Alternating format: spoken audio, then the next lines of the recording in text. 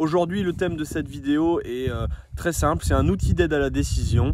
Rien de high-tech, rien de machinisme, mais on va parler de la bêche. Alors en fait ça peut paraître facile de le dire comme ça, mais pour comprendre et connaître son sol, c'est un petit peu comme un livre, il faut au moins aller l'ouvrir. Et grâce à la bêche, on peut justement, dès le planter de bêche dans le sol, ressentir en fait les forces qui s'exercent. Est-ce que la terre est dure? Est-ce qu'elle est meuble? Est-ce qu'on a besoin d'énergie? Est-ce que c'est comme ça dans toute la parcelle ou est-ce que c'est seulement à un endroit? Et donc le tour de plaine à pied avec la bêche permet de ressentir justement et d'apprécier à l'intérieur du sol, de voir par exemple l'aspect de la porosité. Par exemple, on sait qu'un sol en bonne santé, c'est un sol qui est à moitié vide pour pouvoir contenir de l'eau, pour pouvoir contenir de l'air et faire des échanges avec les racines. Et puis, grâce au test bêche, on peut également voir les couleurs, on peut voir la présence de vie ou pas dans les parcelles.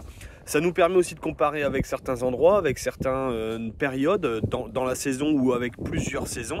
Et en fait, c'est vraiment l'action d'y aller souvent qui permet de mieux comprendre et de juger et de quantifier en fait les évolutions des pratiques qu'on peut avoir sur les exploitations. Alors forcément, on en utilise un petit peu moins souvent, mais on peut aussi utiliser le test au télescopique que vous voyez ici avec directement une prélevée en fait d'un échantillon de sol qui reste dans son intégralité, et ça permet finalement d'aller tout de suite retrouver toutes les strates du sol, de retrouver les couleurs, de retrouver comment il se comporte vraiment à l'intérieur. Donc grâce à la machine, on peut vraiment accéder à tout ça, et ça nous permet de prendre des décisions sur notamment l'organisation des cultures dans les assolements, de l'enchaînement des cultures, et aussi ça nous permet de mesurer les résultats en fait obtenus au bout de 1 an, 2 ans, 3 ans, etc.